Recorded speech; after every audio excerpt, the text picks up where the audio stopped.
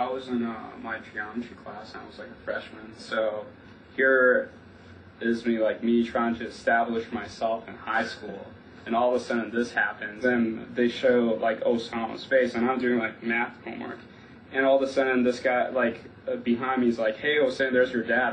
I look up, I'm like, "What? Who's he talking about?" Like I never knew Bin Laden before that, and everyone was like at a tense moment. So I thought like by that guy like saying, "Oh, there's your dad," I felt like everyone was like kind of staring at me, so I didn't even look up. I'm like, oh gosh.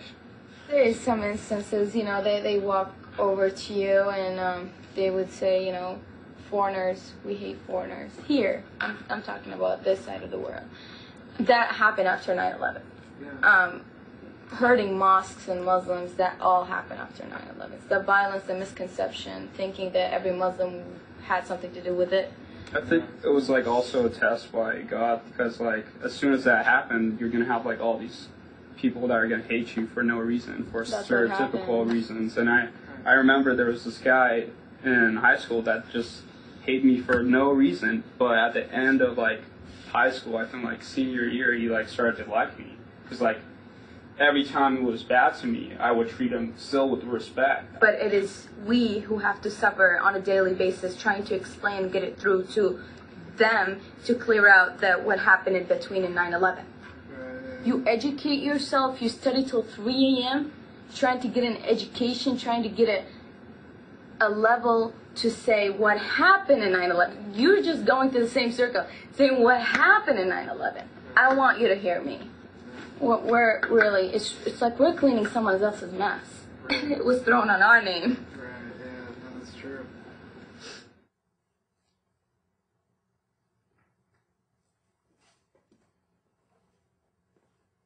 I sat in my chair hoping and asking God for this not to happen. I was hoping for homegrown white supremacists, neo-Nazis, Timothy McVeighs, not for any other reason than to keep my own people safe. Muslims have never been safe from collective punishment. Rachel, what kind of person would blow up 2 buildings full of people? Patrick? They were evil. Brian? I heard they were living in America. They were Arabs. They were Muslims. They hate our freedoms. Why would they hate our freedoms? It's very simple why they hate our freedoms. No, stop.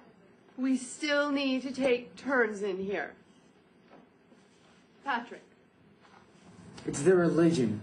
They're supposed to kill us. Allah tells them to.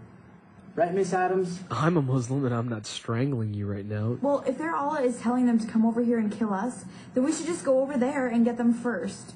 Wherever their country is, I say we invade it and have the U.S. Marines inject freedom serum into their dying bodies.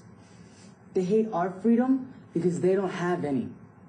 Americans are asking, why do they hate us? They hate what they see right here in this chamber. A democratically elected government.